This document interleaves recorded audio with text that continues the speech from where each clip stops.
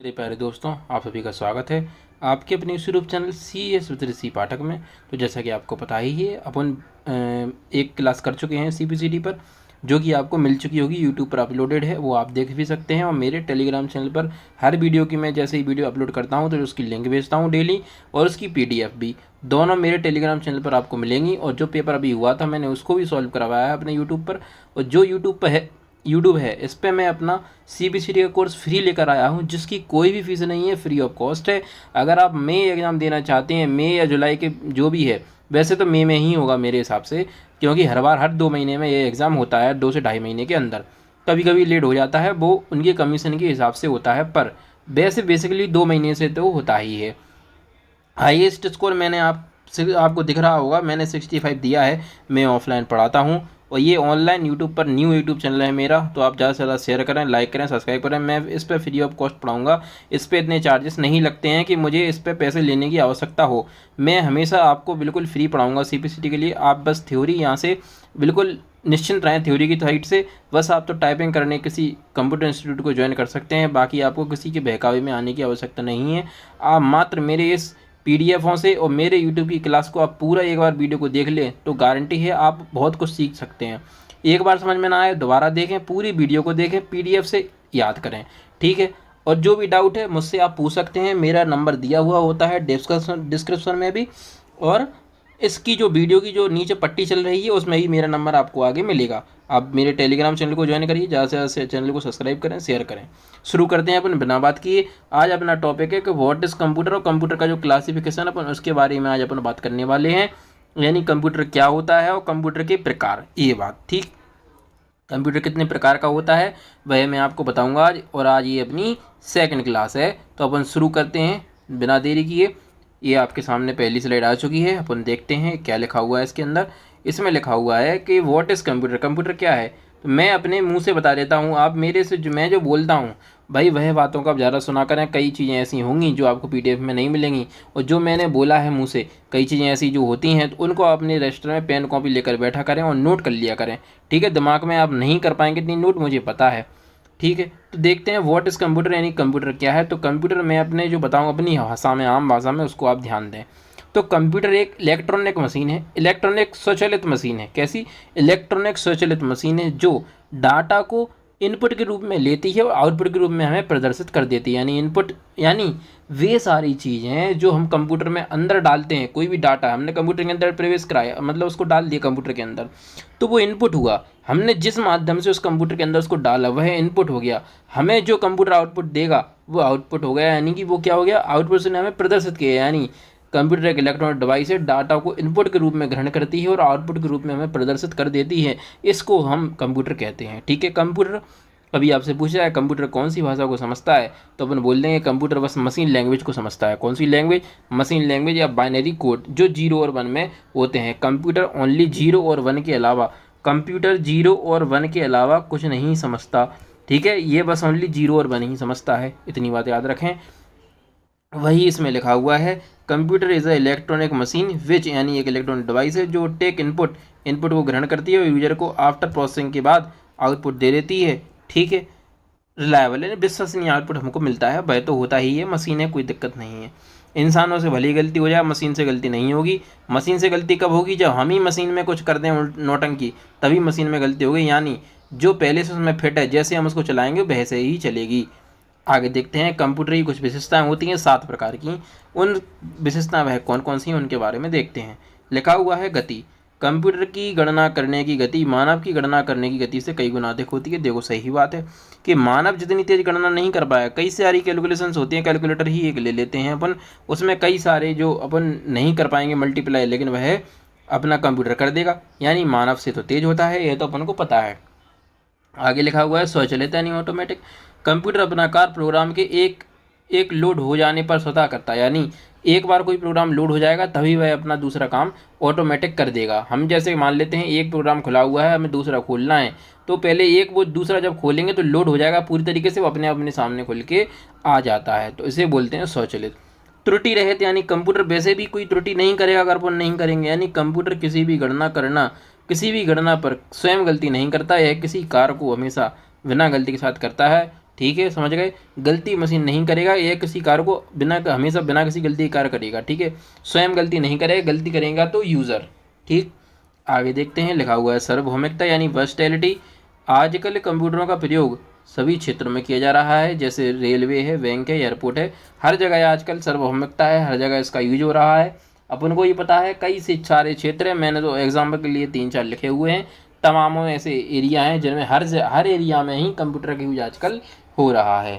आगे देखते हैं, लिखा हुआ है उच्च भंडारण क्षमता, ठीक है। यानी मैं अपनी भाषा में बताऊं तो देखिए, अगर जो इंसान की मेमोरी होती है उससे तो ज़्यादा ही होती है कंप्यूटर की मेमोरी। कंप्यूटर की मेमोरी को तो हम बढ़ा भी सकते हैं, ठीक है, लेकिन मानव की जो मेमोरी है उस मेमोरी को नहीं बढ़ाया जा सकता। वो याद करेगा, भूल जाएगा, लेकिन कंप्यूटर में ऐसा नहीं होता। एक बार हमने जो डाटा डाल दिया वो भूलता नहीं है, उसमें रहता ही है, ठीक है। जैसे कि लिखा हुआ है हाई स्टोरेज कैपेसिटी, उच्च भंडारण क्षमता। एक कंप्यूटर जिस सिस्टम में डेटा स्टोर करने की क्षमता बहुत अधिक हो सकती है, एक कंप्यूटर सिस्टम में डेटा स्टोर करने की क्षमता बहुत अधिक हो सकती है। यह लाखों शब्दों को बहुत ही कम जगह में स्टोर करने की क्षमता रखता है। दूसरा लिखा है 6, लिखा है डिलीजेंस यानी लगन। मानव किसी भी कार्य को निरंतर कुछ ही घंटे तक करने में थक जाता है, लेकिन विपरीत है इसके कंप्यूटर। क्या? कंप्यूटर किसी भी कार्य को निरंतर कई घंटों तक, कई महीनों तक, कई समय तक कर सकता है, क्षमता रखता है। जब तक हम कंप्यूटर को चलाएंगे चलेगा, अपन थक जाएंगे लेकिन कंप्यूटर नहीं थकेगा। लिखा हुआ है कोई बौद्धिक क्षमता नहीं है, नो इंटेलेक्चुअल पावर। कंप्यूटर कभी भी स्वयं निर्णय नहीं ले सकता, यह यूजर के दिए गए निर्देशों के अनुसार ही कार्य करता है। तो कोई बौद्धिक शक्ति नहीं होती है, कंप्यूटर कभी भी स्वयं निर्णय नहीं ले सकता, हमेशा दूसरे के निर्देशों के अनुसार ही कार्य करता है। तो नो इंटेलेक्चुअल, कोई बौद्धिक शक्ति इसमें नहीं होती है।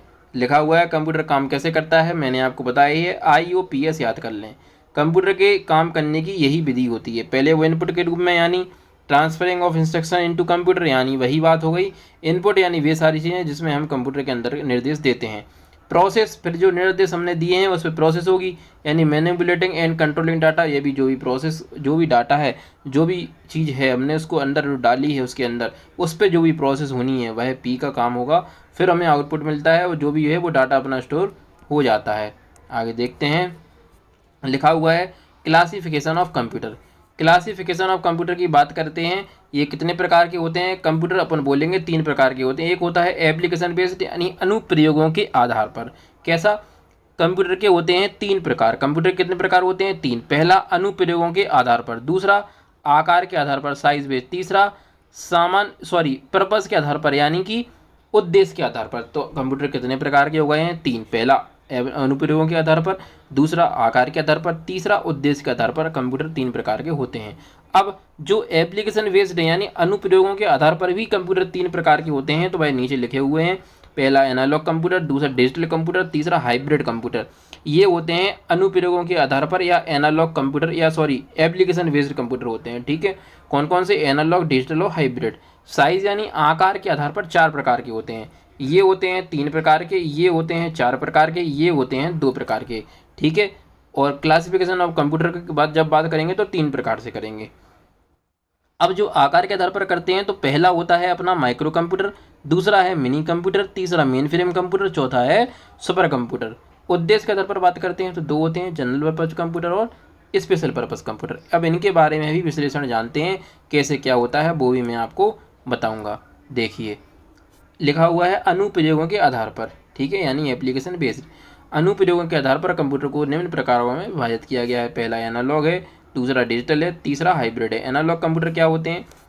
तो देखिए, वह कंप्यूटर जो भौतिक मात्राओं जैसे दाब है, तापमान है, लंबाई है, ऊंचाई है आदि को माप कर उनके परिमाप अंकों में व्यक्त करते हैं। यानी इन सब को माप कर, जैसे कि अपना टेम्परेचर है तो अपन को वो टेम्परेचर को पहले मेज़र कर लेता है यानी माप लेता है, और उसके में जो भी जितना अपना तापमान होता है वो अपन को बता देता है। यानी ये क्या हुआ, उसने जो भी मान था, जो भी कैलकुलेशन, जो रिजल्ट निकला उसको अपन ने अंकों में उसने हमें व्यक्त कर दिया। यही एनालॉग कंप्यूटर का काम होता है, ठीक है। एनालॉग कंप्यूटर कहलाते हैं अंकों में जो व्यक्त कर देते हैं। इन कंप्यूटरों का प्रयोग अधिकतर विज्ञान इंजीनियरिंग क्षेत्र में किया जाता है। कंप्यूटर एनालॉग सिग्नल, कंप्यूटर जो है एनालॉग सिग्नल पर कार्य करते हैं। जो एनालॉग कंप्यूटर होते हैं भाई आप याद कर लें, एनालॉग ही सिग्नल पर काम करेंगे। अर्थात एनालॉग कंप्यूटर में इनपुट एनालॉग सिग्नल के रूप में दिया जाता है, यानी जो कंप्यूटर में जो इनपुट होता है वो एनालॉग सिग्नल के रूप में दिया जाता है। एनालॉग का मतलब क्या होता है? कंटिन्यूस डाटा यानी निरंतर डाटा।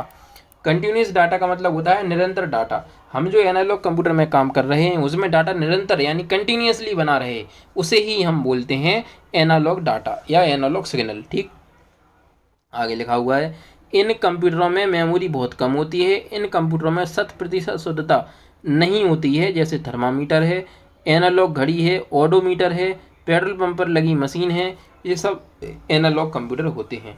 ठीक है, आप तो बस इतना जानें कि जो मेज़रमेंट के काम में आते हैं, अंकों में अपने जो भी रिजल्ट होते हैं बता देते हैं, वो एनालॉग कंप्यूटर एनालॉग सिग्नल पर काम करते हैं। दूसरा लिखा होगा अपना डिजिटल कंप्यूटर।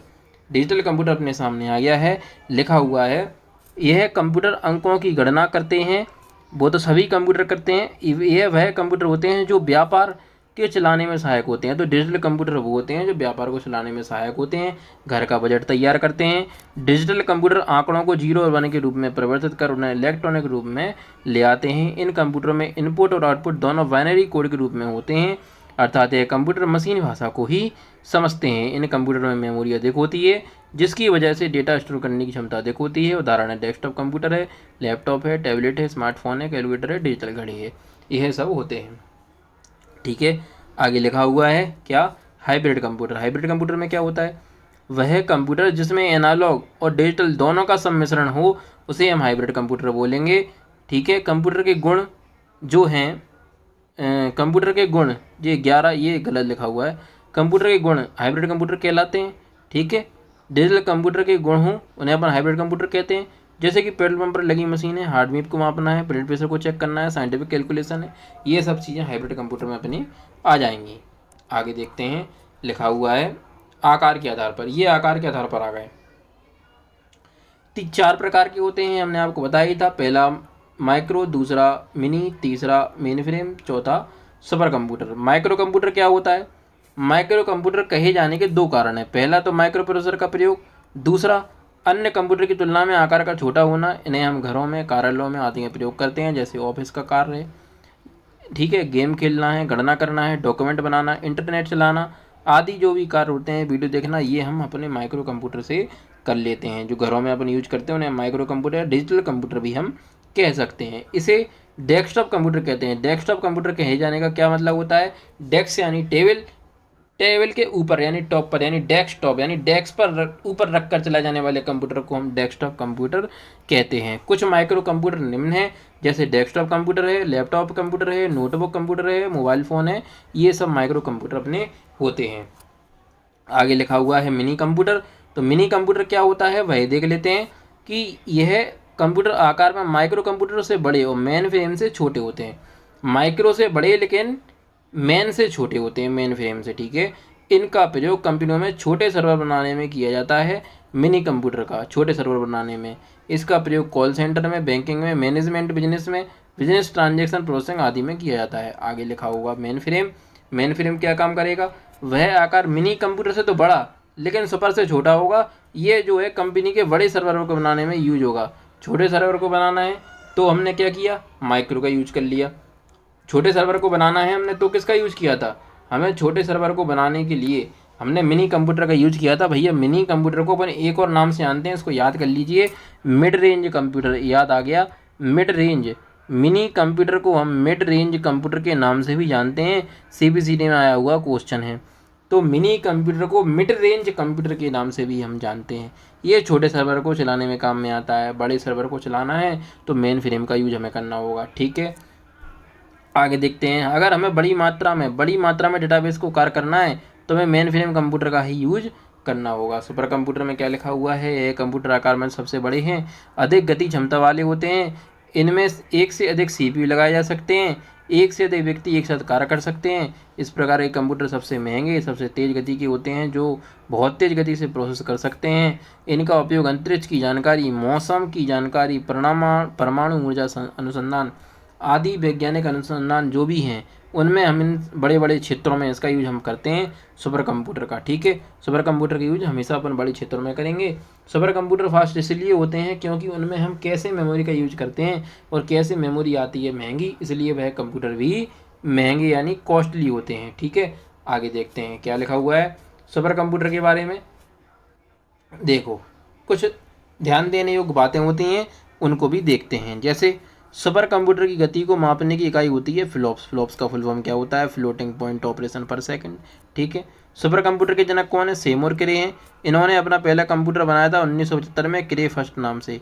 क्रे फर्स्ट नाम से सेमोर क्रे ने अपना पहला सुपर कंप्यूटर बनाया। भारत का पहला सुपर कंप्यूटर कौन सा है? भारत की बात करें, भारत की जब बात हो जाए तो परम 8000 जो सीडेक पुणे ने 1991 में बनाया था। भारत का सबसे तेज सुपर कंप्यूटर की बात करें भारत की, तो प्रत्यक्ष और मेहर। ठीक है। लेकिन अब जो दूसरे हो गए हैं वो हो गए हैं सिद्धि एआई हो गया है। सिद्धि एआई करके हो गया है, वह सुपर कंप्यूटर सबसे तेज हो गया है भारत का। ठीक है।